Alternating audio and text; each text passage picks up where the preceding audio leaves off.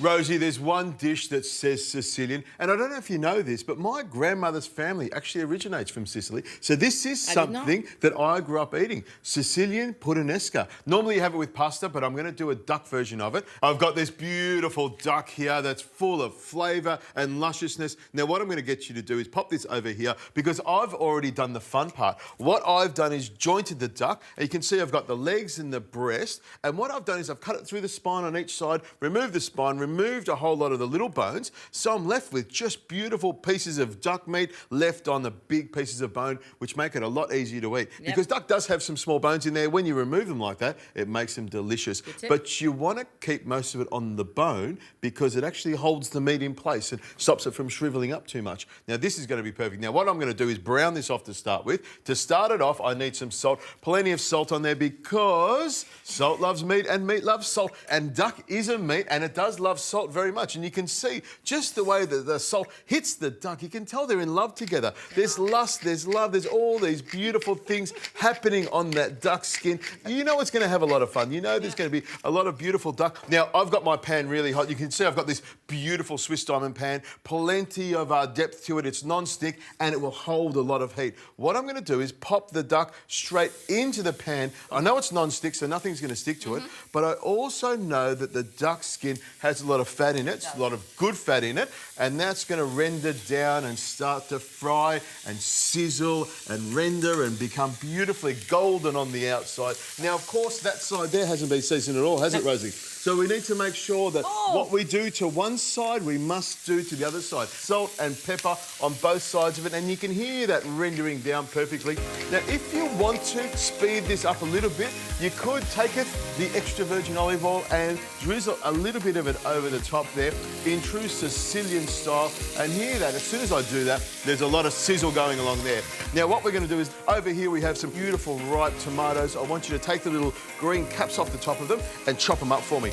In the meantime, and at the same time and simultaneously, I'm going to get these red onions, take the little core out of them. I'm not going to put them aside, I'm going to throw it all in because this is a braise that's going to sit on the stove for about an hour and a half and simmer away very gently. So every single part of this is going to melt down and become nice and delicious. Now what I'm going to do is grab my extra virgin olive oil and swizzle plenty of it around the outside of the pot. Swizzle? Swizzle it around, and I know plenty of oil is in there, and that's a good thing when you're cooking Sicilian food. You want to get it rocking really quickly. In goes the onion, the garlic and the chilli. I'm also going to snuggle in 2 little bay leaves on the side there, 1 and 2. See, I can count as well. Isn't that amazing? And what I'll do is I'll stir that around nice and gently. There's a lot of heat action going on here. It is moving nice and fast. And something that I'm going to add, this is anchovy. Now, I'm not going to smell that one because it's not one of my favourites. You're right. Now, it is... A lot of good fats in that, I must say. It is an acquired taste. It is an acquired taste. I love it. In goes the oregano, in goes the marjoram, and what I'm going to do is just tear it straight up. I'm also going to add some capers, which is really important with puttanesca. Now, puttanesca is a pasta dish that is very, very simple. A little bit of onion, some garlic, some chilli, some olives, some capers, and that's about it. Throw in some pasta, but I think by adding some duck to it, we make it even more complex. Now, I've got some Kalamata olives that I've put in there. These Kalamata olives have had the pips removed. These green olives here, which are the true Sicilian green olives, these are the ones you'll find in my dirty martini. What I'm going to do is throw them straight in as well. Now, those green olives, and I'm telling you right now, have pips in them. So when we do take a bite of them, do beware. Because the last thing I want is a filling, right? Yeah, the last thing you want is some expensive dental work. No. Now, what I'm going to do is stir that around very, very carefully. And you can see with that amount of heat, it's coming together really, really quickly. Now, I'm going to turn my duck over, and you can see we've got a lot of lovely goldenness to it. And it is really important when you are cooking something like this, especially duck, that you do get that golden skin, very much like cooking a delicious steak. Now, over there, Rosie, I've got some red wine, some chicken stock and some tomato passata. Now, it's a good idea to keep an eye on your red wine and probably keep that close to you. In it goes. I'm also going to add some tomato passata to that. About 500-600 mils goes in there. And also some chopped tomatoes. Now, keeping in mind that this is going to cook for some time, about an hour and a half, maybe a little bit longer, we want to make sure there's plenty of liquid in there so it doesn't boil away till it's bone dry. So if you have a look at that, it looks a little bit thin, but I know, Rosie, by the time this duck is cooked, that'll thicken up beautifully.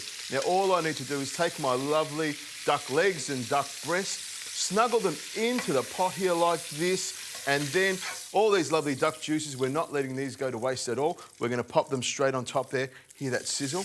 Yeah, that lovely duck fat is going to make it taste even better. Little snuggle ducks. Exactly, snuggle ducks. That's what maybe your pet name. Now, what I'm going to do, Rosie, is pop this lid straight on top here and let it simmer really, really low and slow for about an hour and a half. You could put it in the oven if you want, but I'll let this simmer on the stove until it's ready. You'll see it bubbling away. The duck will be tender and the sauce will be delicious.